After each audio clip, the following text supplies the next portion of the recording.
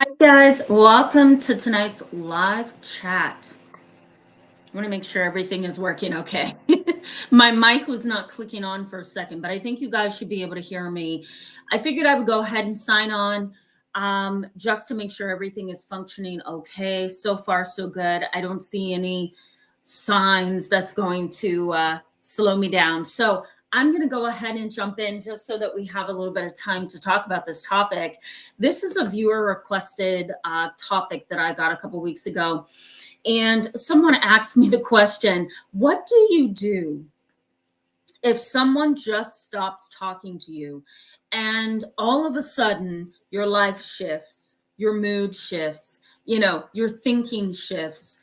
How am I supposed to deal with this? So I remember responding to that viewer and giving them some suggestions. And as I was going over my emails last night, I'm thinking maybe I need to talk about this because I'm sure there's a lot of people that could relate to this topic of ghosting. So it's actually I almost feel kind of silly bringing up the term because it's actually a very what's the word, pop psychology, modern day millennial kind of word, but it does have historical meaning because psychology has tried to study ghosting as far back as 2018, 2016, and a little bit before that as well. We just didn't call it ghosting, we called it something much different. Stonewalling was one word that came to mind last night as I'm going through my emails.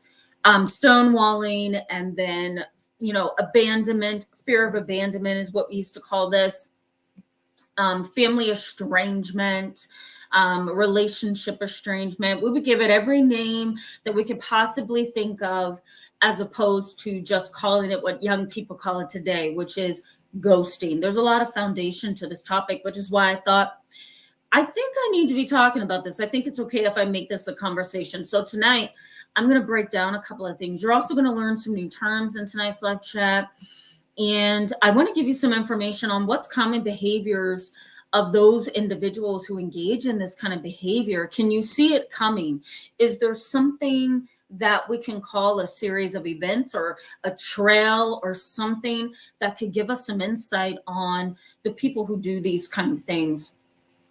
I also want to give you some research on this particular behavior and what this actually looks like in our research of psychology, as a field of psychology. And then I want to give you some information on how ghosting could possibly impact you, if it's within your family towards you, or if it's with a marital partner with you, if it's somebody else that's close to you. How can disappearing out of the blue actually affect you and impact you? Now, somebody asked me a question today when I posted this information in the community section of my channel. Somebody said, well, does this mean that I'm doing something wrong when I choose to just disappear and, I don't tell the person that I'm done?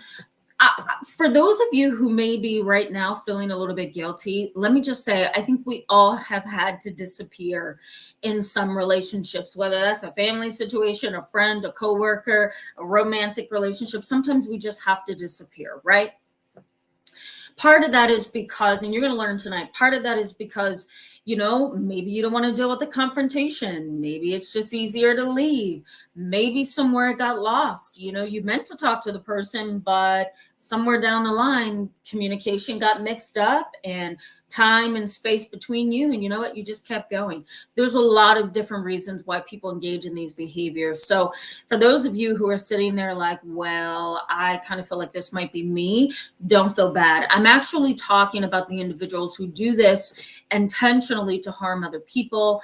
Anytime a topic like this comes up, guys, keep in mind, this is not necessarily to point out what you're doing. This is to point out how other people have negatively impacted you. And unfortunately, ghosting sometimes is part of that, right? You may have done it in your past, and that's okay. And maybe we need to change that. But I think for the purposes of tonight's conversation, this is really about people who intentionally do these things to harm you, and they walk away and slam the door and they never open it back up to just connect with you, communicate with you, talk to you. Nothing. There's no communication. It's gone. So let me just drop some new terms for you, okay? As you guys sign on, I see you guys signing in and getting situated. So let me just drop some new terms and define ghosting. So ghosting has been defined in many different ways in recent years. I have to say that we haven't necessarily had one specific definition of quote unquote ghosting or actually disappearing from somebody else's life. It's really, if a professional has to describe ghosting, Google is the place for us to go, because there's so many definitions and researchers. I'm going to make sure I post this in the description box for you as well if you want to click on some of those articles. But researchers have really argued and fought over how to define ghosting. How do we define this behavior that just seems difficult to comprehend and nail down a definition? How do we define this? So I actually like a researcher and her colleague, Kay and Cortris. And I'm going to make sure I post their article for you as well. In 2022, they came up with a definition that I thought was great. The definition is very simple. They say that they feel ghosting is really when one person decides to take control of the situation themselves. One person decides unilaterally to take control. They suddenly stop or ignore any kind of communication without telling the other person why. That's the definition. And if you look at some of the research studies I'm going to post in the description box, there are many providers, healthcare providers, researchers who are like, yeah, but what about this part? And what about that part? How do we define ghosting this way and that way? It is the most broadly defined term I think that there is in the field of psychology, ghosting, because it can mean a variety of things. Let me know in the chat box, guys, what you would define as ghosting, because I'm sure those of you who have experienced it in your family with a relationship partner, friend, whatever, even a co-worker relationship or boss and employee, whatever the case may be, how do you define it? Psychology is defining it in various ways. I pulled from these two individuals, Kay and Cortris, in 2022. They gave the definition of one person suddenly stopping or ignoring all communication. They unilaterally make a decision to end communication, or they ignore you. I'm sure you've seen some situations where, you know, maybe a family member, you've tried to reach out to them or tried to talk to them, and you know they're getting the message, the number is the correct number. You've texted them multiple different times, and maybe you've even left a voicemail and they still won't answer you. I'm sure you've experienced that, an individual just completely ignoring all your attempts to reach out to them. Now, psychology is also trying to figure out, is ghosting sudden? Is it gradual, or is it a slow process? Is it something that gradually builds over time, right? So an example of this might be, let's say your dad is verbally abusive. You know, he's a narcissist, he's a bully, he's a controller, he's verbally abusive to you and your family, and you've decided to keep the relationship on a text message basis, okay? You talk to your dad every night at 8 p.m. It's almost like a ritual. Let's say one day you wake up, you think about a conversation you and your dad had, and all of a sudden you decide, I'm going to give dad a call. I think I want to clarify something. You call dad, he doesn't answer. You call dad again a little bit later, he still doesn't answer. You send him a text message, he still doesn't answer you. You know he's got the text. You turn on your read receipts or your email receipts or text receipts. You see he looked at the message. He still doesn't answer you. He still doesn't respond to you, right? You may be wondering on the other side of that, what in the world is going on? Did I say something to hurt him? Did I say something to offend him? Did I do something? Did I forget something? I forget a holiday, a birthday? And that mental process that you have to go through is very psychologically destabilizing. But if we look at dad, you almost have to ask yourself, did he just up and block me or leave me alone? Is he going to talk to me? Is he taking his time to talk to me? Or is he looking at something that has built his emotions all the way to the top to where he decided, I'm done? So is it gradual? Is it slow? Is it sudden? What in the world is this, right? So psychology is trying to figure that out. Now, there's another researcher. I'm going to attempt to pronounce his French name. Lafarbre. I think that's his. It's hard for me to say his name because it's so very French, but he was a researcher who studied ghosting, and he studied it under a different term back in 2019. But technically, if you look at the definition, it's ghosting. He says one individual within a relationship unilaterally ceases communication. Sometimes there's no beginning and sometimes there's no end. All you know is that you guys talked at one time, you interacted at one point, and now the interaction, has been completely removed. Like there's no more talking, interaction, nothing. This individual has ceased all communication, and he or she has done it unilaterally, so just by himself or herself. Let me also say before I go to the chat box and welcome you and kind of get some of your input on this interesting topic tonight, let me also say that psychology has tried to figure out what exactly is the culture that we are in right now. Is this a low investment culture, meaning that in today's world, relationships are not as firm, relationships are not as connected and committed as they were? I don't like that. I really don't like that. I highly support and praise a committed relationship, but we're in a different culture, right, guys? So psychology is asking, is this a low investment culture, meaning that there's a low investment in relationships all of a sudden, and therefore it's easy and it's easier and it's okay to just up and disappear? Is this a culture that refuses to acknowledge one's own conduct? Is that part of this? So this is another thing psychology is asking. Is this a refusal to acknowledge one's own conduct, right? Because if you disappear, if somebody disappears out of your life, you don't really have to be accountable. And I also don't have to look at what I did wrong because it's over, right? So this is psychology. The last thing psychology is asking is, or is this self-preservation, right? Is this self-protection? Psychology doesn't know, right? So again, before I go to the chat box, is this a low investment relationship culture? I just don't invest much, so I can disappear when I get ready. Even if we're married, I'm going to disappear. Is this a refusal to acknowledge one's own conduct? I don't want to look at what I did wrong, so I'm just going to disappear. Or lastly, is this self-preservation and protection? Who knows, right? As we go along in this chat tonight, we may figure that out ourselves. Who knows? All right, guys, I'm going to go to the chat box and see who's all here tonight. See how you guys are doing and welcome you. I'm looking for questions and comments as well. So Odetta, hello and welcome back to tonight's live chat. I'm glad to see you. Odetta says, have two toxic sisters. One ghosted me. I have went no contact with both for over 1 year. Looking forward to this topic. Yeah, glad you're looking forward to this, Odetta. Let me also comment on this before I continue on in the chat box here, that I'm sure you went through the process, and this is what I'm going to be talking about in a little bit here, which is the impact on you, right? I'm sure you went through the psychological process of, what did I do? Why is it that bad that you have to disappear? Did I say something wrong? Did I do something wrong? Are you jealous of me? Are you angry with me? Are you resentful? Is this a joke? Is this a mistake? Did you just forget we were communicating at some point?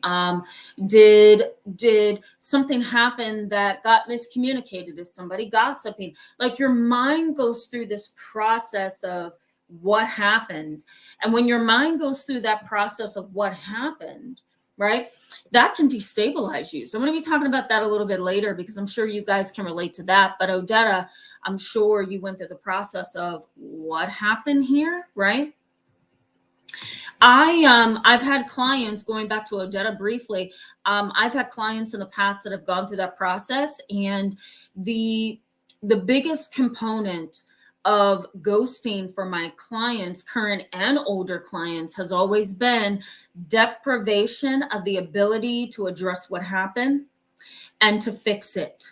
Right? Like there's when someone closes the door and shuts it and says, I'm not talking to you anymore, it's over. Whatever, family, dating, co-workers, friends, neighbors, sometimes, right? Whatever the relationship, when the person takes the position of ceasing all communication, you don't have the opportunity to fix it. You don't have the opportunity to apologize. You don't have the opportunity to identify what the issue is. You're lost, right?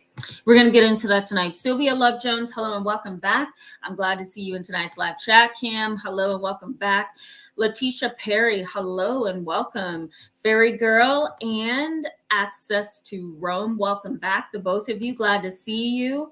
Yeah, hi Nancy R, glad to see you tonight. Elizabeth and Napalm 1334, so glad to see you. Half the battle is hello and welcome back. Glad to see you. I also see Tarika Styles. Sorry guys, my leg is literally falling asleep. Oh man, age is setting in. Okay, Tarika Styles, hello and welcome, welcome. Glad to see you. Give it a think. Hello and welcome.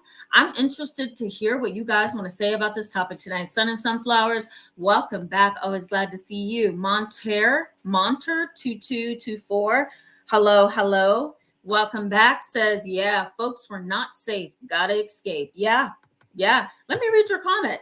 Monter2224 says, once you're getting things done, try to sleep a little as possible with the goal being get things done. And eventually, hopefully you can sleep peacefully once you migrate somewhere else. Well, let me just say, okay, let me go back to this statement. Folks, we're not safe, gotta escape. Sometimes you do, right? And that to a certain extent is healthy. When someone is extremely detrimental to your emotional and psychological health, sometimes disappearing is the only wise thing to do in the moment, right? And there may be some relationships where you can, relationships where you can move away and then heal and then come back and say, well, this is why I did A, B, and C. Or guess what? Sometimes, like most people do, they just disappear and don't even turn back, you know? Whichever way that goes, I think most of us, we have to just, and I'm involved in this too, right? I mean, somebody may decide to do that to me. I hope not, but somebody might decide to. And if they do, right, then we have to be able as humans in our world to say, you know what, that person chose that behavior and there's nothing that I can really do about that. There's nothing I can do to change that behavior. Or we may have to look at the situation and say, I'm going to have to leave. There's no other way for me to leave. There's situations, for example, that are very abusive and traumatizing, and you don't need to have a conversation. You just need to get out. Domestic violence is one, right? If you tell that person I'm out of here, they may take your life. So in some situations, completely disappearing is wise, but in other situations, it's a lot. And it probably shouldn't be happening. Laura Parks, hello and welcome to tonight's live chat, says psychology is really a study of demons and their activities and the effects on the target. Well, I don't disagree with that. I don't disagree. Sometimes it is, right? You know, I'm of the firm belief that psychology is split down the middle. It's natural and spiritual. And those two things intertwine. I really don't believe that they're separate fields. Unfortunately, our fields, spiritual field and psychology, has split down the middle and kind of separated, but I think it's one and the same. We're not going to get into that conversation because I could talk about that for hours.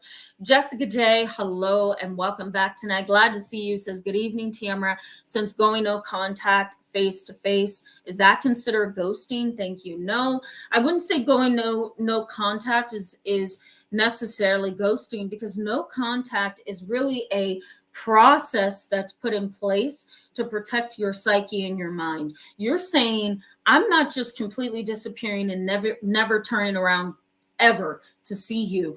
I am actually doing this because this has a negative impact on my psyche. This has a negative impact on me. This is a toxic family situation, a toxic relationship. And I don't think, and I could be wrong, but this is the way I see it. I don't think that I need to tell you that I'm going no contact. What's the point in going no contact if I'm just going to tell you, right?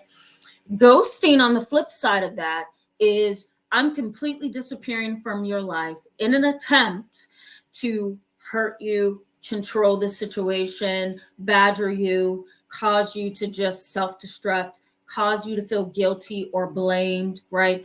That's kind of the idea of ghosting. It's low investment. I'm not going to invest in this relationship in a way that requires me to be ethical, in a way that requires me to be respectful, right? Going no contact is a whole other concept. I hope that's clear, Jessica J. Napalm1334 says, my ex ghosted me after faking cancer. Pretty traumatic to say the least. Yeah, Napalm1334, I'm sorry that happened to you. Faking cancer is a whole other chat on this YouTube, okay? Because we can call that malingering. We could call that fictitious disorder. I mean, we could just create a whole live chat just based on that. Let me say, though, before I move to the next comment, that faking cancer and ghosting you are almost at the same level of immorality. You know, it's like you've already done something that's unthinkable, unfathomable. Why would you fake a disease that kills so many people? And then on top of that, you ghost me. So that shows you what's at the core of their heart, right? Okay. I'm sorry, Napalm 1334. I'll come back to you. Tarika Styles says, good question, Jessica. Excuse me. Sounds like ghosting is when you do it with intention to harm the other person. That is correct. Excuse me, guys. Do not judge me on like 20 of my tea bags that you just saw in my cup. But you're right, Tarika Styles. I'm actually going to star your comment because I think that's important for people to see. Thank you for that. Fairy Girl, welcome to tonight's live chat. Glad to see you. Says, we only see our intentions while others only see the actions. That is the wisest statement of the night. Thank you so much for that. Fairy Girl, I agree. Sometimes if you do ghost a person in order to harm them or confuse them or put them in a state of shock or to get back at them or something, whatever, some people can find it difficult to embrace the reality. I'll put it that way, to embrace the reality that ghosting is an evil thing. It's not like you were doing with Fairy Girl is kind of getting at here. Your intention is to kind of escape. Your intention is to protect yourself, self-preservation, to help yourself get from this level to that level. But ghosting, and I want to make sure that I really clarify this tonight, ghosting is, I'm out of here. I have little respect for you. I'm not going to abide by the normal rules of society. I'm going to somehow confuse you in all of this, make you think or feel like you are the reason for this action. And I'm going to continue on my merry way in my own life, doing my own thing, and I care nothing about you. That's very different from the reality that we sometimes have to leave situations that are not healthy. And even though somebody may call it ghosting, back to your point, Fairy Girl, the intention may be to protect ourselves, not to ghost someone. So you really do, when we're talking about ghosting, you really do have to consider it a very intentional act. It's a decision, it's a choice, and that person has chosen it. And that's unfortunate. Welcome to the chat, Angel Warrior. Thank you so much for this comment. I appreciate that. Tonight, as I was going through the notes for tonight's live chat, I'm like, I don't know how many people can relate to this, but by looking at how many people are live tonight, I think a lot of you can certainly relate. Leslie Sturm, hello and welcome back. Glad to see you. Says, how is ghosting and going no contact like in a narcissistic relationship different? Well, again, let me just say the narcissism is at the core of the decision to go no contact for some people. Okay. Some people feel like I'm totally out of here. I'm going to disappear because you're not meeting my expectations. I want you guys to keep in mind, I'm going to make sure that I clarify this as we go along. Ghosting is a very intentional, evil, hurtful thing. It says, I have no respect for how you are going to view this. An innocent person who's going no contact and choosing to protect themselves is very different from ghosting. Ghosting, again, says, I don't care about how this is going to affect you. I want to do what I want to do. And that means I'm never talking to you again. Going no contact, we should separate that into a different category and say that that is a behavior that is self-preservation. Going no contact is a decision, that you make on your own to protect yourself and to get from point A to point B. Ghosting says, once again, I don't care about you. That's the difference between the two. Sometimes narcissism underlies both of those things, right? A narcissistic person can go no contact because they think they're too good for what they're dealing with. And a narcissistic person most definitely can ghost you because they don't really care about your feelings anyway. Yeah, it's pretty complex, right, guys? Maybe a little more complex than the term ghosting implies. When the term ghosted or ghosting comes up, we just think the person disappears. But at the core, and you're gonna learn this as we go along tonight, at the core of the term ghosting is an intentional loss of interest, an intentional behavior that's harmful. And there's often, I hate to say this, at the core, the dark triad traits. We're going to get into that. So just hang tight. We're going to get into that. Sharika, hello, and welcome back to tonight's live chat. I'm glad to have you here. Deborah Penna and Courtney Frazier, so glad to see you back in tonight's live chat. Looking for comments. Deborah Penna says, I hope I'm saying your name correctly, says narcissistic culture. Yeah, we are in a narcissistic culture. We are. I'm going to address that as we go along. Half the battle knowledge is says, I think this behavior stems from the feeling of guilt on behalf of the one doing the ghosting. Yeah, absolutely. Agree. Zuzu Bell, oh, I love that name. Hello and welcome to tonight's live chat. Says, I play it by ear. If I know you can handle the conversation, I'll have one. If not, you're being ghosted. Well, that's kind of wise, Again, sometimes there's situations where you do just have to exit. This is not going to be a good situation, so I just need to make this decision.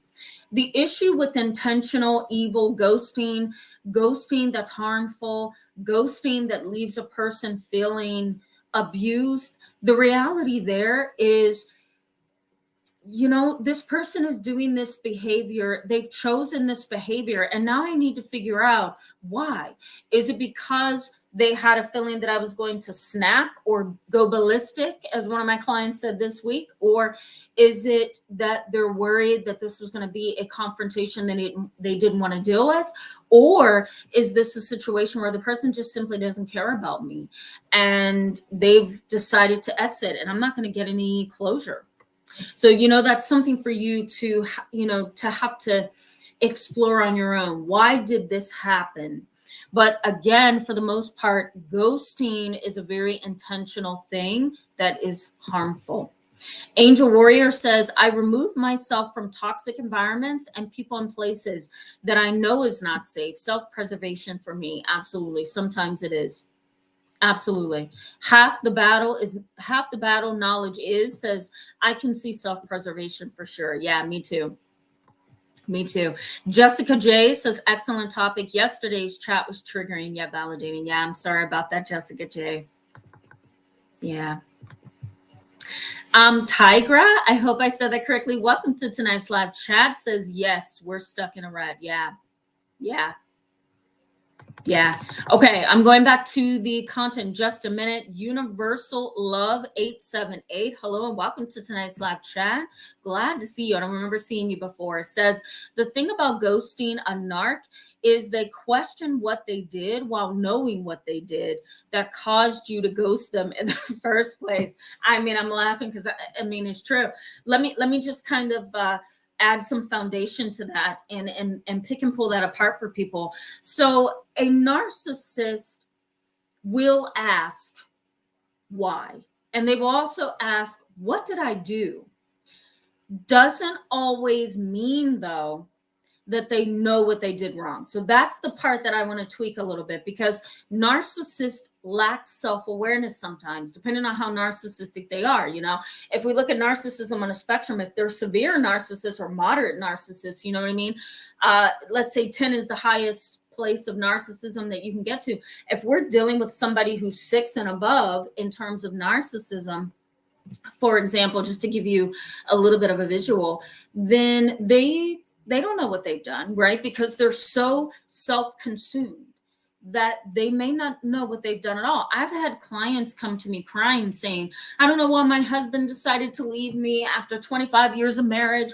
I don't understand what it is that I did wrong. And once we start talking, the reality is the husband had absolutely no self-awareness. He didn't realize that he was the biggest issue in that relationship. But yeah, narcissistic individuals will say, what did I do? And it depends on how narcissistic they are, but they do say, they do ask the question, what did I do wrong? That's common. I see that a lot, even in my private practice. I see that way too much. Jeanette, hello and welcome to tonight's live chat. Glad to see you back tonight. Just a few more comments, guys, and I'm going to get back into the content, because you're going to want to know what these common behaviors are. Whoa. Oida, hopefully I said that correctly. Forgive me if I did not. Welcome to tonight's live chat. She says, I'm trying to listen to this as a person who has and was ghosted, processing this information from both sides. I know, right? Tonight when I was doing some of the research, I'm like, wait a minute, did I do that? And then I'm thinking, well, what about when I was 16? And then I'm sitting here and I'm like, wait a minute, maybe I did. So yeah, it causes you to kind of reflect, doesn't it? Yeah. Lemon Squeeze, hello and welcome back tonight. Glad to see you. Says, what do you do when someone expected you to know something and said I disrespected, but nothing was clear as to what boundary was even crossed? I think I'm dealing with an externality sibling? Externality. Okay, I may be mispronouncing that. That's not clicking for me. Okay. Lemon Squeeze, break that down for me. Please break that down for me. I'm happy to answer that. Break it down for me if you could. A Sweden, before I go back to the content, says, I have been ghosted when dating once. It was really upsetting. I felt they could have just told me they didn't want to see me anymore. A year later, they contacted me and then they did it again. Bizarre. Yeah. Let me say, sometimes that is a pattern of theirs. And this is why I'm having this conversation with you guys tonight, because you need to know that you're not the reason necessarily why you've been ghosted. An individual who has decided to choose the action of not communicating with you may have had a good reason or may not have. You got to figure that out, right? At the core of their decision is often selfishness, sometimes fear, sometimes anger, sometimes resentment, right? Or they want to get you back, so they're vindictive, right? Or sometimes it's a need for control. I am going to control this situation and I'm going to do it this way. I think, and let's go ahead and get back into the content. I think a lot of people fail to realize that ghosting is a form of control. It says that I'm going to take this by the reins and I'm going to make this decision, whether it hurts you or not. This is what I unilaterally am deciding to do. I'm ceasing all communication and I'm going to leave you wondering what happened. Again, ghosting is not always innocent. Sometimes it is very intentional and very evil. Let me highlight some of these behaviors, okay, guys, so that you guys can know what this actually looks like. Research in psychology suggests that with individuals who intentionally pull this, and they pull this without giving you any indication, without feeling sorry for what this may result in, without having any kind of guilt, they weren't trying to self-preserve or engage in self-preservation. They were not trying to protect themselves. They just simply don't care. These kind of individuals, according to psychology research, research in psychology, I'll turn it around. Research in psychology suggests that these individuals disregard the relationship as important and significant. So there's a disregard for the relationship investment, right? Because when you invest in a relationship, you're adding to it, right? Your thoughts, your emotions, boundaries, agreements, right? Rules, spoken and unspoken. There's a lot of investments in relationships. And so when a person just says, you know what, I'm cutting the cord without letting you know why, without any indication, without considering the years and time that you put into the relationship, without even considering that this is a family relationship, it's a genetic bond, whatever, the investment in the relationship is minimized and the person disregards it. Research also suggests that most people who ghost either lose interest in the relationship completely, or there are no immediate consequences. And so why should I, consider what I'm doing to this person, doing to you, if there's no consequences and I'm bored stiff? Have you ever been ghosted by someone who seemed a little bit bored with you? That's cruel. The relationship is going just fine, or my communication with you is fine. I'm a little bored, but that's no reason for me to hurt you and to confuse you and to put you in a place where, you feel like you're a bad person. But in some situations, there's a lack of consequences and the person is bored and they know that. And so they get away with it. So they ghost you. They stop responding or they don't contact you ever again. Psychology also says that ghosting is a form of the silent treatment, because up until the part where the relationship ends, there may be a really odd period of silence. And that silence may be something that you can sense and feel on the inside, guys, like you can actually feel on the inside, something is off with this relationship. Something is not clicking here between me and this other person, whether it's a romantic relationship, my boss, a family member, a parent, a sibling, whatever. I feel something is happening, even while we're not talking, even in this text exchange, even as we wave to each other, whatever the case may be, there's something off. And so research in psychology suggests that this is a form of the silent treatment and passive aggressive behavior.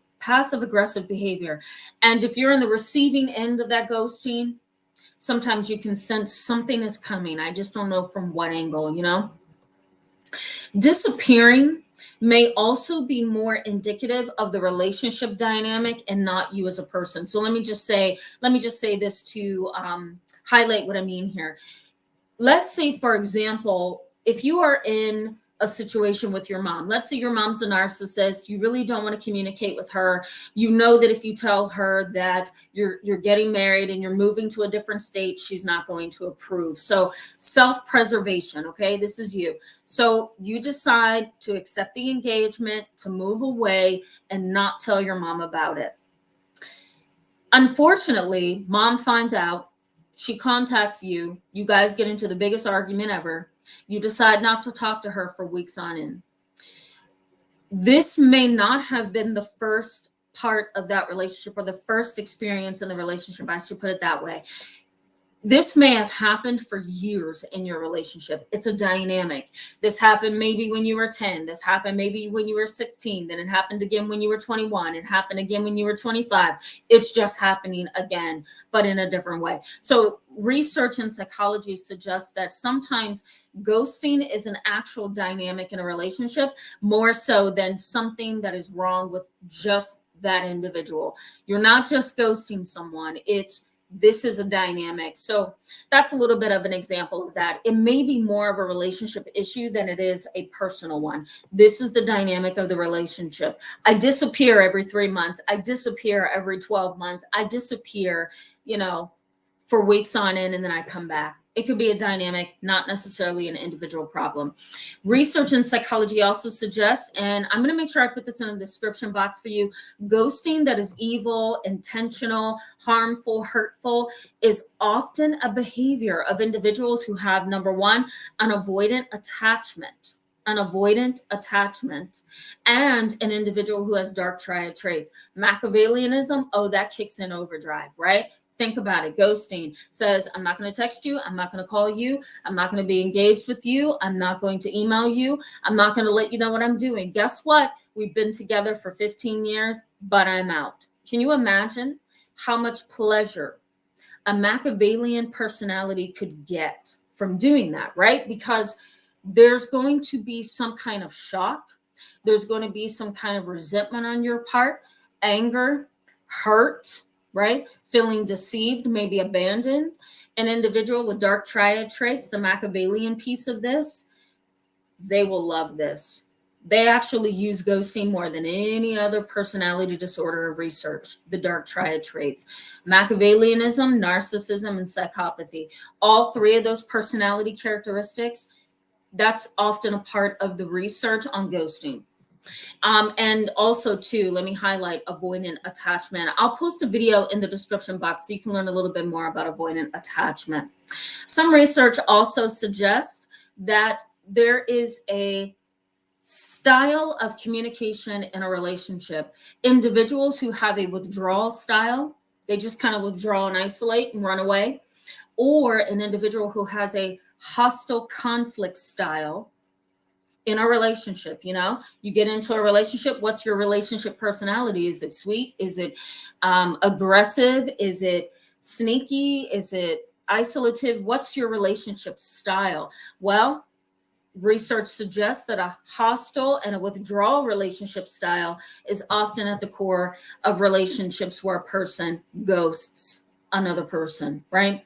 If you have a style in your relationship where you withdraw and isolate, ghosting is so much easier, right?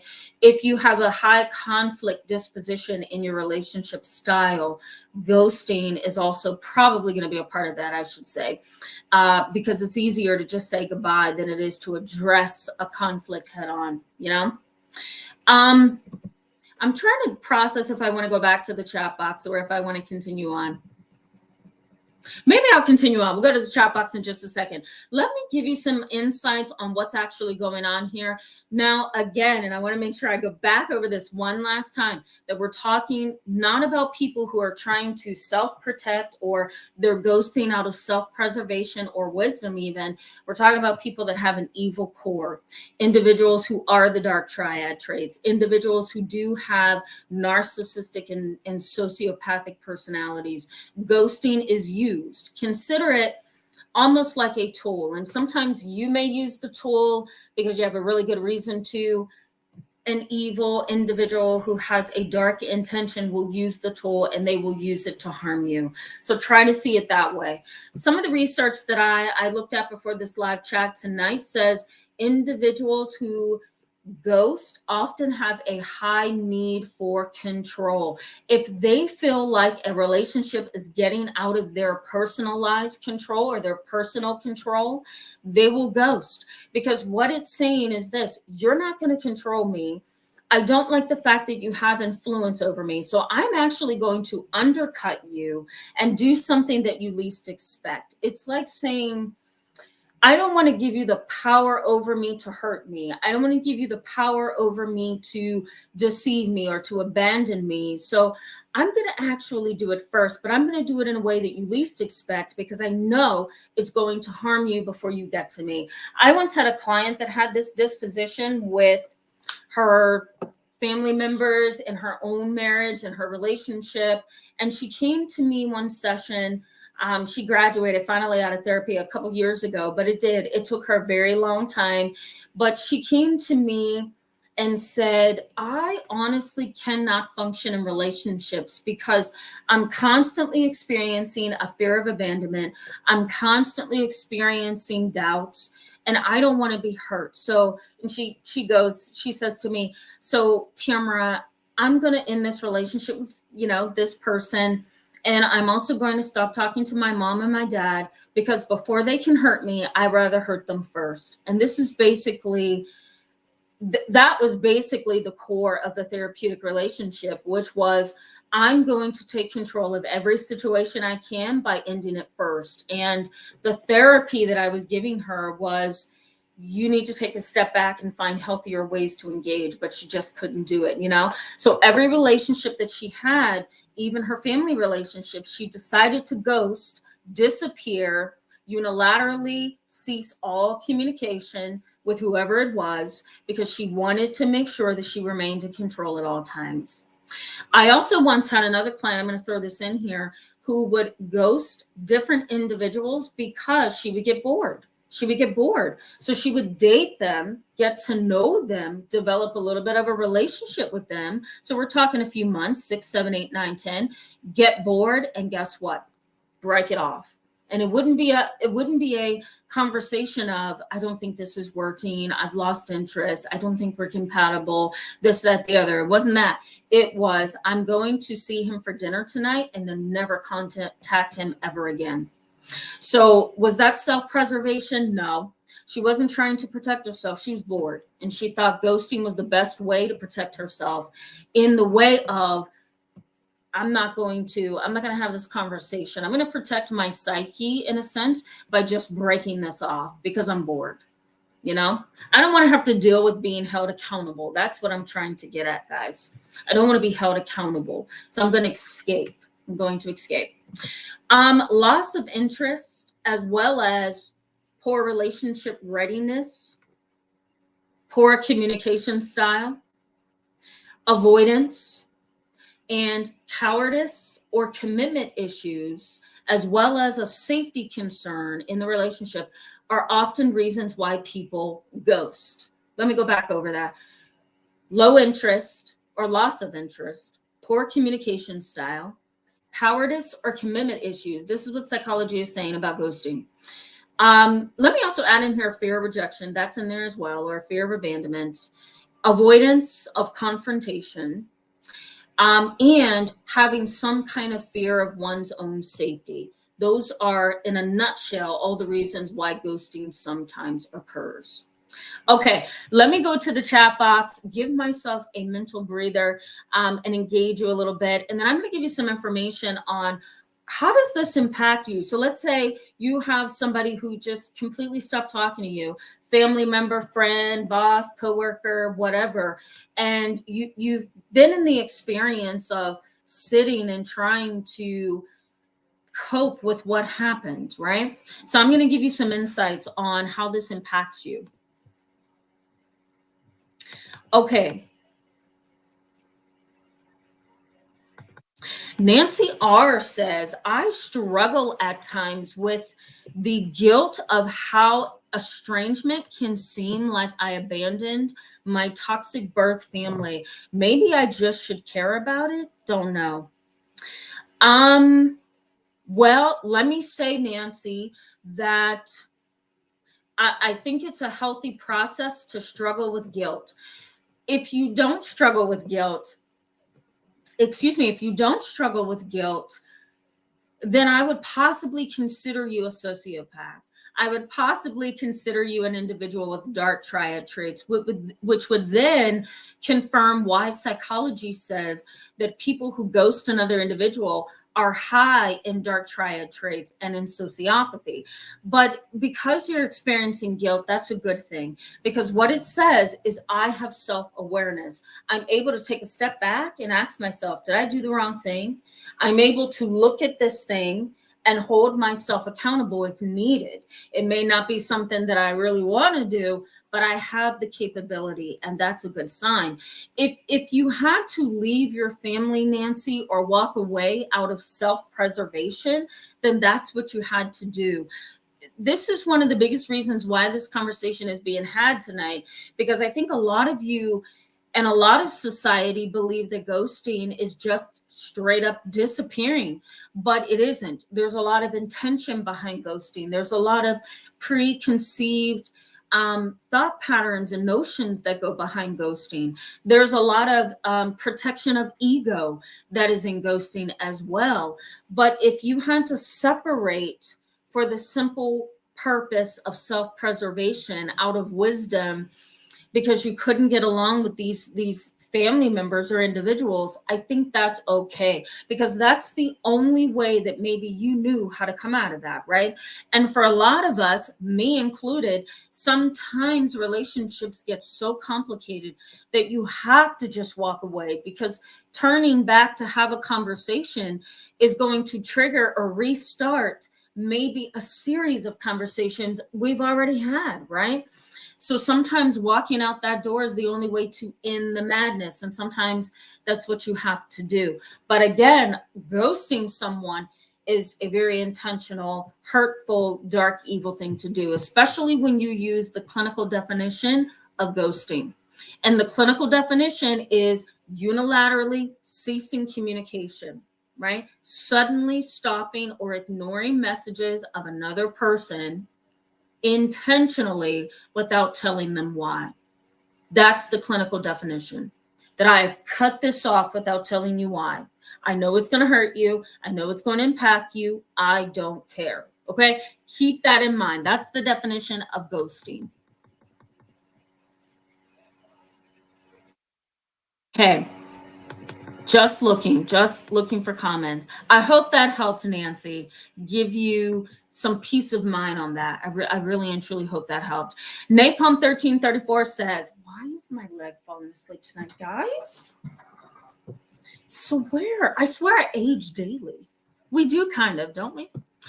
Okay, back on topic. Napalm 1334 says, as I advanced in my life, I'm finally moving on and think it's best to maybe just move on from a very dysfunctional family where everyone blames each other. Yes, and sometimes you do. Napalm 1334, and for the rest of you on the live chat tonight, I hope you take the definition of ghosting that I gave to Nancy and kind of, bury that on the inside so you'll understand from this point on, okay, ghosting is a very intentional, evil, controlling tactic that people use to suddenly end something without communication because they have intent. So yes, and Napalm 1334, sometimes you do have to just walk away, and it is what it is.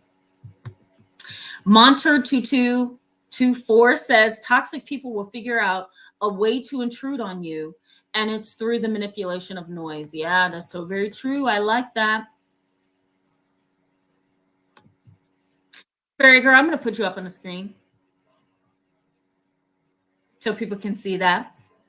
A Sweden, thank you so much for that, says, I like Tamara's explanation on the difference between no contact and ghosting. It's all in the intent. Yes, yes, and yes again.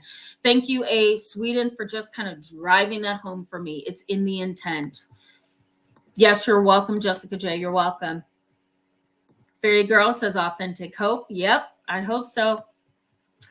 And Myrrh, hello and welcome to tonight's live chat. Glad to have you. Says, I moved out of state and ghosted immediate family members without explanation. Does that make me toxic? No. Again, the definition, and I'm glad A Sweden kind of grabbed that definition I dropped earlier and drove it home. It's all in the intent.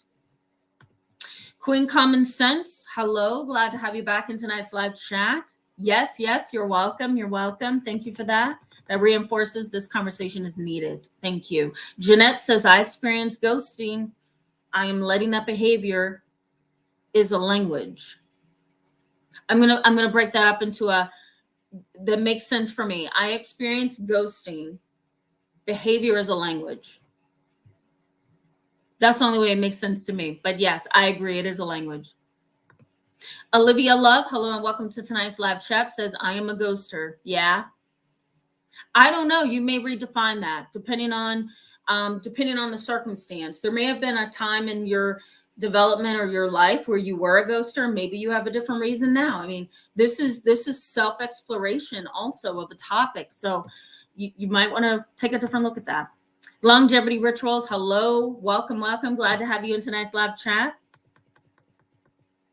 Olivia Love says, I don't feel good about it, but I do ghost people with the quickness. Yeah, that's, you want to ask yourself, now that you have a little bit of a clinical definition of ghosting, you want to ask yourself, is it ghosting or is it just exiting from a negative situation? Let me say, mental health providers, medical health providers, other health professionals, did you know we go through ghosting all the time?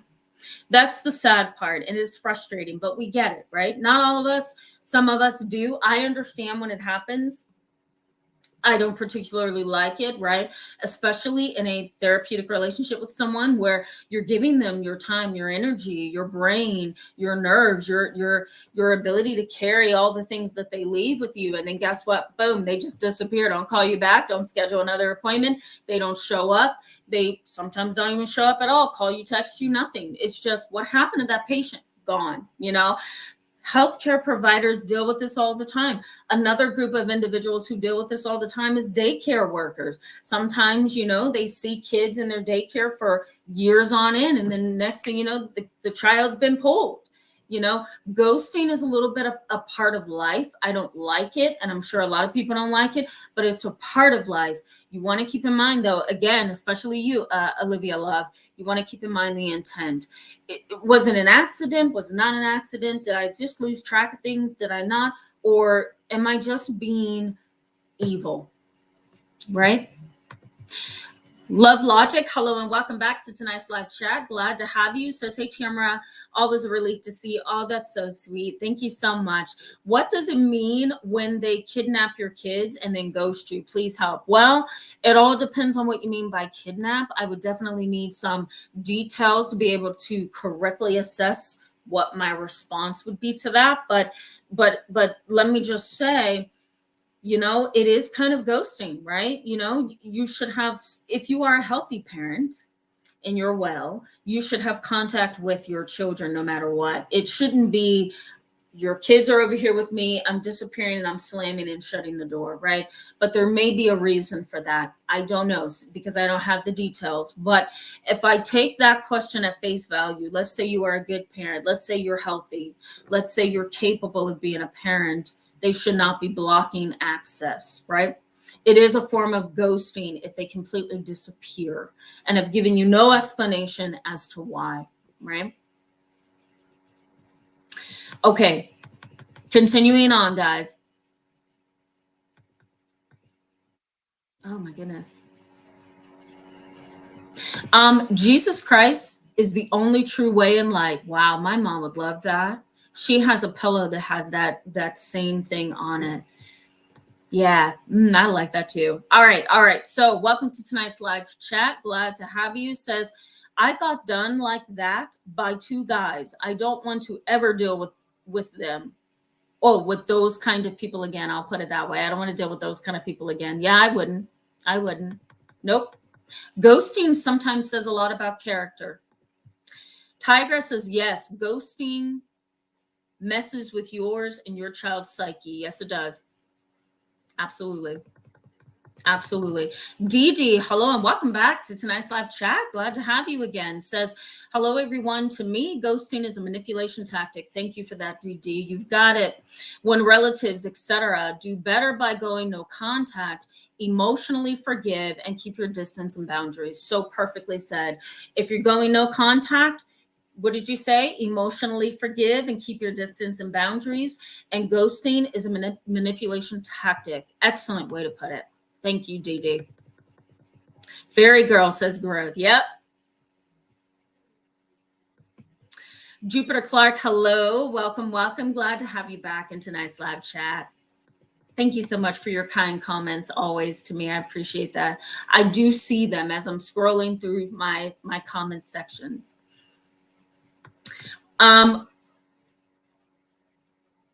Okay. Whoops, wrong one. Monter2224 says, I wouldn't delay going no contact.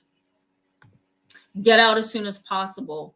Like, this is actually a life advice. These people aren't going to give you a chance. Depends on what situation you're dealing with. I agree. Sometimes you just have to go. Mr. Frederick, hello. Welcome back to tonight's live chat. Says, sometimes I find it's the only way. There you go. Sometimes it is. But again, keep in mind that ghosting has a level of intent to it. Fairy Girl says you can try for a healthier relationship after you've healed from the initial major burns. Yep, I like that. Kev Dower, hello, welcome. Glad to see you back in tonight's live chat. Says, I had to ghost a small group of people who had dark triad traits, and they still use mutual friends to get information on me. Yeah, sometimes you do, right? You just have to completely cut off. Not always, but sometimes you do. Sunflower says, ghosted has little regard for people's feelings. Yeah, I've been ghosted when things were going well. Laughter, good times, and just like that, ghosted. Absolutely. Thank you, Sun and Sunflowers, for saying that. Yes, very good. Yep, I see you guys are getting it.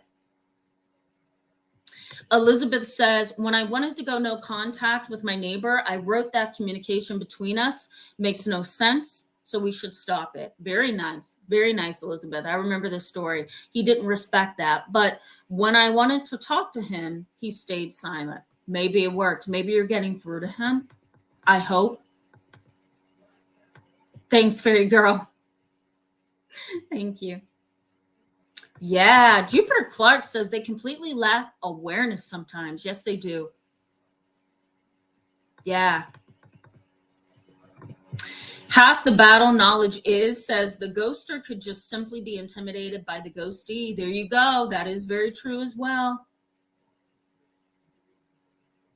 Sun and Sunflowers, thank you for confirming. No contact is for self-preservation. Self-preservation. Ghosting is very methodical and dark. Yes, it is. Yes, it is. Zuzu Bell, you're my last one before I go back to the content. Zuzu Bell says narcissists will ask you why so that they can adjust their behavior to deceive others. It's about the successful capture of future prey. Well, I don't disagree. I just think it depends on what situation we're dealing with, right? Okay. How does this intentional, sneaky, cruel, backstabbing, vindictive, ghosting impact you? How does it impact you? Well, it leaves you with a profound lack of closure and a large amount of confusion, right?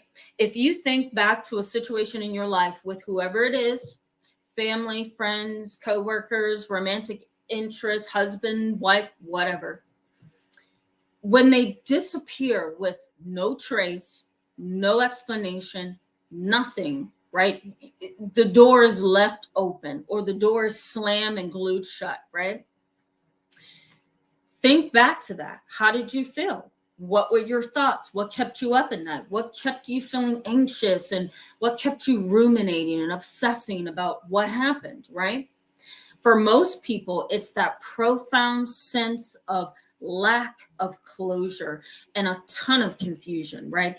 It leaves you with lack of closure. That's one of the most important things. In the research that I listed in the description box for you, as you read through some of those links and articles, the number one thing that ghosting leaves you with is that profound lack of closure. The door is just there, and it hasn't been properly closed. And so that can be a burden over time. It also causes disequilibrium, imbalance. Somebody just ups and leaves you. The intention is to hurt you, to confuse you, to harm you. The intention is to keep you in a state of confusion, keep you in the dark, whatever. It leaves you imbalanced, right? So with a sense of disequilibrium. There's also negative self-talk that happens on your part, and maybe a self-fulfilling prophecy. A self-fulfilling prophecy is, let's say, for example, you feel like you never had any healthy relationships. And so this relationship is not going to be a healthy one either. You've already kind of set the stage. You've already kind of set the end result of that situation in your mind, that this relationship is not going to work, because I always ruin relationships. When the relationship comes to an end through ghosting from the other person, what has been fulfilled? Your view of self. So that's a self-fulfilling prophecy. And so that happens a lot in situations where there's ghosting. We also can't forget negative self-talk, right? I'm not good enough. I'm not smart enough. Excuse me. I'm not lovable. Let me get some water, guys. Or some tea. I swear I need breaks every now and then on these live chats, because it just takes so much out of you just to keep talking and talking and talking.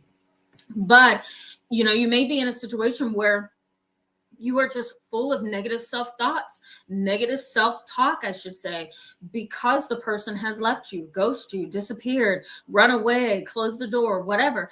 In your mind, I'm not good enough. I'm not smart enough. I knew he would figure out who I really was. I knew she would figure out who I really was. It's my toxic family, isn't it? He thinks I'm unstable, or she thinks I'm unstable. All of that can impact you, and it can continue for many, many years, right? Deprivation of the opportunity to fix the situation. That's another way that it can impact you. Someone just disappears out of your world. You don't know what's going on. You don't know why you can't talk. Maybe you've invested a lot into the relationship and then this person just up and leaves, right? There's deprivation of the ability to fix the situation. There's no way for you to fix it if the door is slammed, right? A prolonged experience of the negative effects of the ghosting, right? So someone's disappeared out of your world, whoever it is, that leaves an imprint, right? That leaves pain. That leaves a feeling of being abandoned. That leaves confusion. That leads to a profound sense of just confusion and a loss of closure, right? All of those experiences or feelings can be prolonged by a person just slamming the door on you, right? It can also trigger a trauma reenactment. So let's say, for example, you were abandoned as a child in some form through being in foster care, being adopted, your parents abandoned you. Maybe something happened where your dad stopped talking to you, your mom, whatever the case may be. If you've had a childhood trauma that is of abandonment or some kind of repeated avoidance, right? Maybe your parents were just emotionally unavailable or psychologically unavailable. If you are in a situation where someone has ghosted you, right? They've harmed you in this way, it can trigger a re-experience of trauma symptoms, nightmares, flashbacks, hyperventilation, panic attacks, loss of sleep, insomnia, physical illnesses, depression, anxiety. Like it can trigger all of that, right? Research also suggests that being on the receiving end of ghosting not only causes frustration and leads to this open door that creates a wound. It creates a wound, but it also creates ostracism. It kind of ostracizes you from society in a sense, right? Because number one, you may isolate and withdraw out of self-preservation. And number two, when a person ousts you, it's ostracism, right? I want nothing to do with you. Stay over there. I'm gone. That's a kind of ostracism that is social that happens, right? So research suggests that self-esteem is lowered by this ostracism. You feel belittled. And in some cases, you also feel like there's absolutely no meaning to your life. Because again, let's say you've put a lot into a relationship, a lot into a family relationship, you've invested a ton, and that person just disappears. It leaves you with this, lost sense of self. I'll put it that way. You already see yourself negatively as it is, and then this happens. That's another example. And it also leads you to feeling like there's no meaning and purpose in my life now. This person has disappeared. Maybe I'm not of importance. Maybe I'm, and so you go through that psychological trauma. I'll put it that way.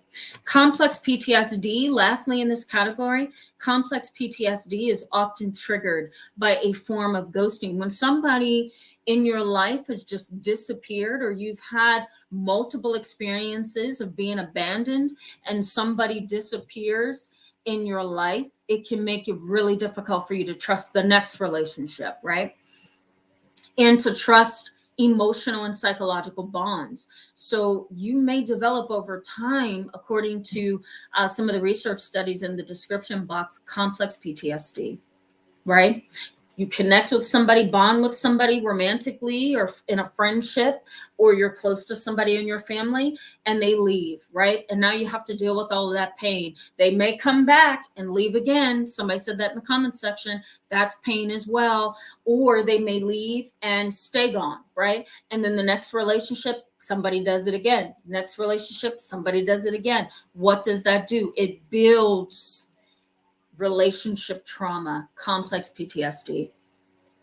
All right, guys, I'm going to go to the chat box and we're going to wrap up. Let me know what you think of this conversation. Have you finally gotten the definition of it? That it's unilaterally ceasing communication, that it is sudden, and it entails ignoring. The intention is negative, right?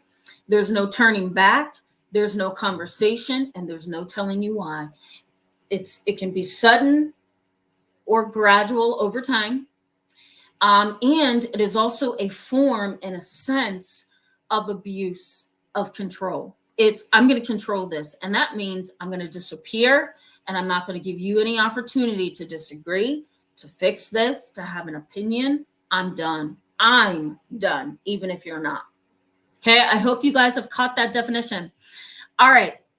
For the last part of this live chat, we're going to wrap up at 8:00. Cam says, is ghosting common with borderline personality as well?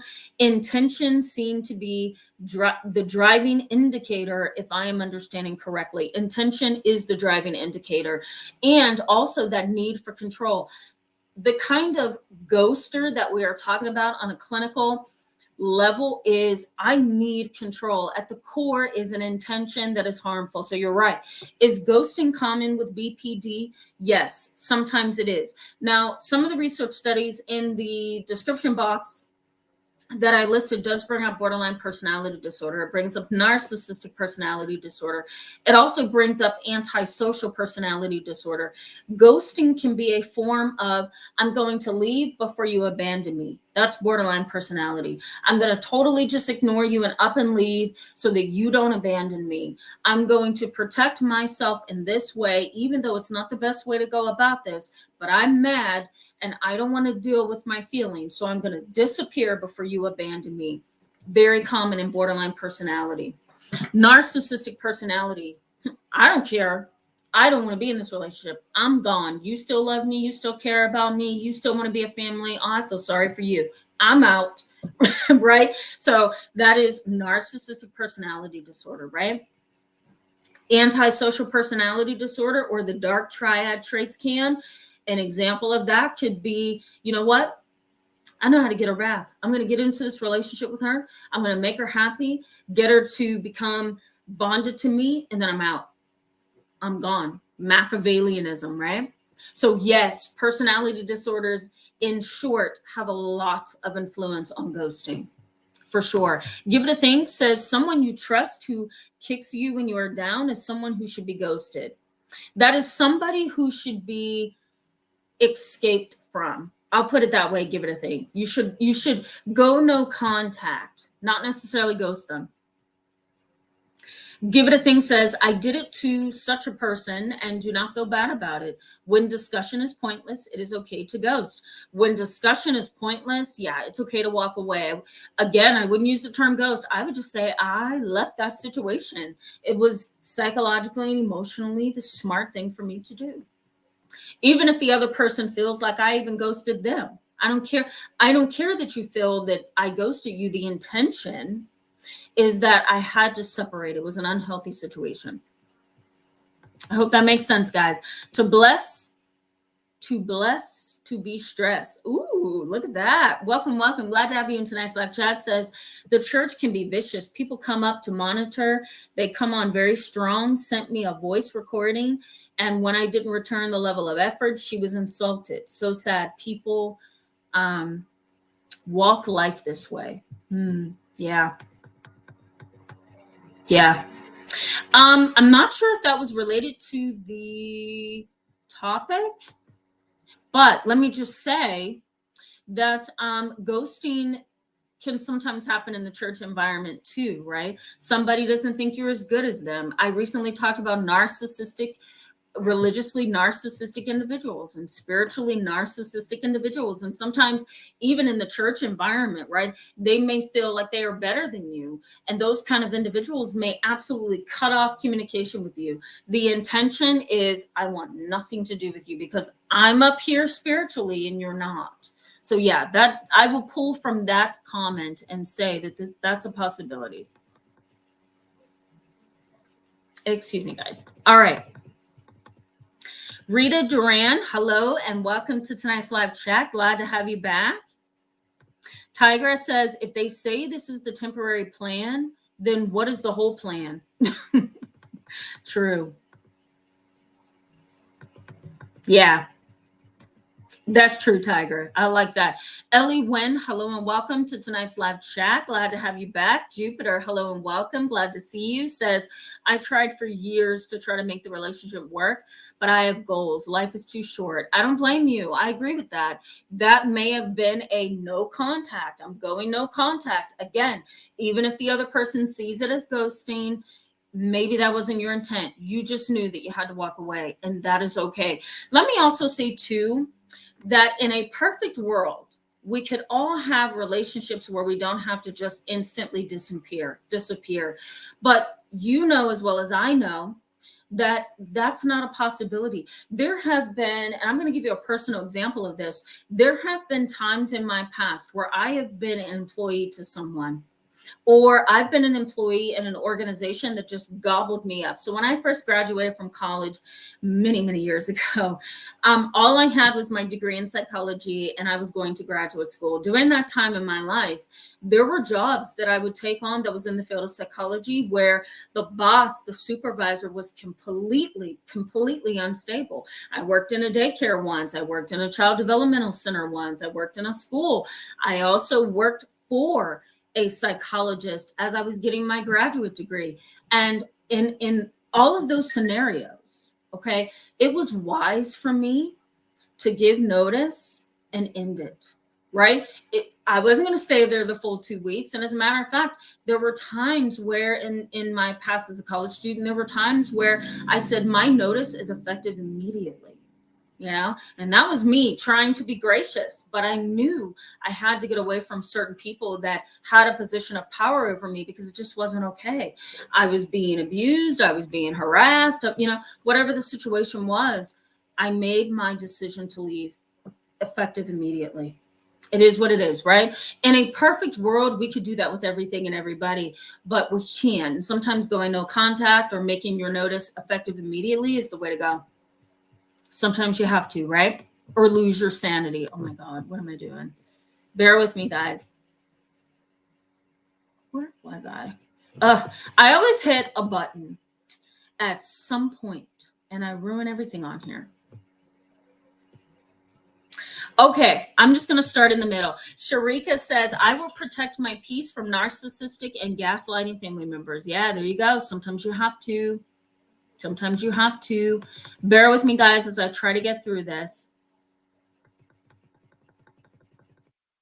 I'm just trying to get back on track. Angel Warrior says, wow, this is good to understand the mindset of the victim and the agitator and the predator. Absolutely. That is absolutely the reason of tonight's live chat. It's a part of the reason you want to understand the agitator and maybe even your own thought processes, right? Sun and Sunflower says people ghost because they are doing what they want to. They have no regard for you. Most have secrets. Yeah, some people are like that. Some people are like that. They ghost you because they don't want you to find out. I once had a client many years ago. I'm going to say it was about 8 or 9 years ago.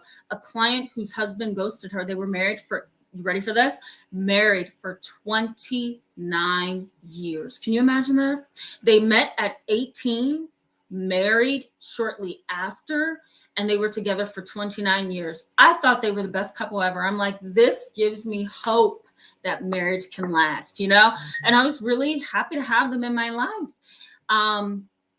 But unfortunately, what did the husband do? Ghosted his wife of 29 years and up and left, right? And he had a secret that he had to protect. It was a secret. Hold on, guys. I am getting an important text message and I have to respond. This is why I don't like my cell phone with me, because then I get distracted. So just to your point, Sun and Sunflowers, some do have secrets. And unfortunately, I think I got it. There we go. And unfortunately, sometimes people do ghost out of a need to hide something. That's definitely a possibility. Okay, Warrior Queen Unicorn, hello and welcome to tonight's live chat. Glad to have you. We are on our way to wrap up here. Doberman Mama, hello and welcome to tonight's live chat. Glad to have you. Says, how do you comprehend a best friend who lives with me disappearing or ghosting me after 10 long years of living together? She disappeared right after my mother died. Last time I saw her was at a funeral. Oh my goodness. I'm so sorry. Yeah, that's a tough one.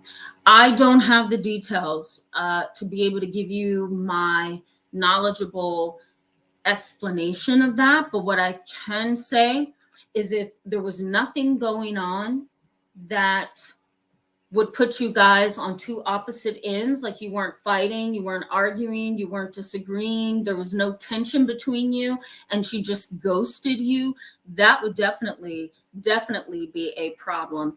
And something is wrong with that individual. Okay, Trey's myths and tunes. Let me go back to something for a second. And I meant to say this, Doberman Mama, I'm sorry for your loss as well. I know that can be a difficult time. And for somebody to do that to you and then, come to a funeral or you see them at a funeral, it's a very odd experience. So I'm sorry that you had to go through that. That's not okay. Trey's Myths and Tunes says, howdy, hello, welcome to tonight's live chat. Says, is it wrong to disappear from a covert narcissist who is making you feel miserable and refuses to have respect? No, I think that's a situation where you need to go no contact. And you can even send a text message. There are tons of people who send text messages. You hate to get that break up text message, right? But sometimes you may have to say, you know what? I'm so sorry. This is not working. It's not healthy. I see a pattern here. We need to end this. Over with, right? Walk away. Or you may have to walk away, go no contact, and then send that message a few weeks later. Whatever the case, sometimes you have to do it, and that's okay. You just want to be careful of what your intent is. You want to be careful that nobody else is going to be hurt by your behavior. Maybe the person you're saying goodbye to, but you want to make sure that there's no kids that are going to be hurt and devastated. Separations and breakups are never positive, right? Because everybody's hurt in the end. But if ending it is to save your sanity and you can do it graciously, do it. Do it graciously if you can. All right, I'm just looking for people I have not gotten to so that I don't skip over you before we go. Half the battle knowledge is, I love this comment. Thank you so much for this. Intuition is a spiritual tool gifted by God. Use it. Yes, it is. Love it. Thank you for confirming that. I really like that. Eyes Open Ray. Hello, welcome to tonight's live chat. Glad to have you. Says, my sister is a narcissist and she's a monster. You forgiving and has ghosted me on and off for years and spreads lies about me to my family to ruin my good reputation. My family life has changed. Oh my, I'm so sorry to hear that. That's not okay. That is not okay. If somebody ghosts you off and on, and I've had to learn this as a healthcare provider, because usually the way somebody treats you in therapy is sometimes the way that they treat other people in their lives, or worse. And what I've learned over time is if someone continues to leave, they come back and they leave, they come back and they leave, and they come back and they leave, that's a pattern. And you need to be able to say, you know what? I'm stopping this pattern. I am ceasing all communication with you. I am terminating this relationship. This is over. You don't worry about apologizing. We're done, right? And sometimes you have to do it that way because the person will continue to jump in and out as long as you let them.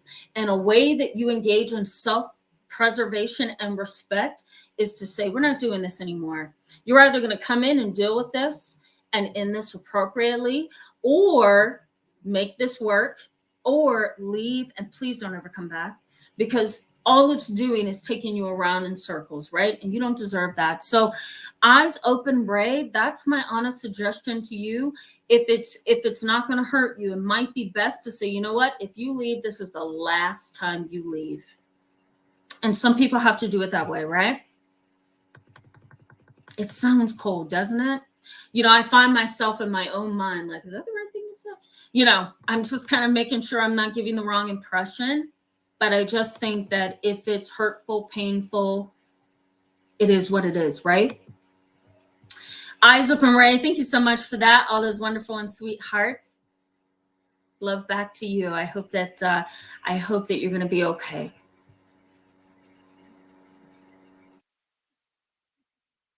Ellie Wynn, I like that. Ellie Wynn says, I disappear because I am a narc and I am God. Absolutely. There you go. That's a good way to put it. Yes. Sun and Sunflower says people that ghost do not take accountability. That's why they run and don't answer. Very dark people. Yes, they run and don't answer, and they refuse to acknowledge one's own conduct. If you ghost, you don't have to acknowledge, right? All right, guys, couple more comments, people, and we are out of here. I just want to make sure that I'm getting most of you. Thank you, Ellie Wynn. I'm so glad to hear that. That's wonderful. So glad to hear that. Fairy Girl says, woo, Fairy Girl says dehumanization. Yeah, that's so good. So good. I like that. It is. Tigra says, how do you parent with these dark triads? Ooh. How do you parent with these dark triads? I'm literally in a lose-lose situation. How am I the only one that sees through my ex, but no one else? No one else. It's mind-blowing knowing I'm the only one that sees. Yeah, I'm sorry you have to deal with that. And let me just say, my very own client asked me the same exact question this week. So if you post in the comment section after this goes off, I am happy to give you the response that I gave her, because there's a few things that you can do. I also suggest getting the book. I'm going to grab this for you, okay? Give me 1 minute. I suggest the book. Oh my God. I swear, I should just bring this stuff over here if I'm going to recommend stuff. I would recommend this book. Can you see it? In Sheep's Clothing.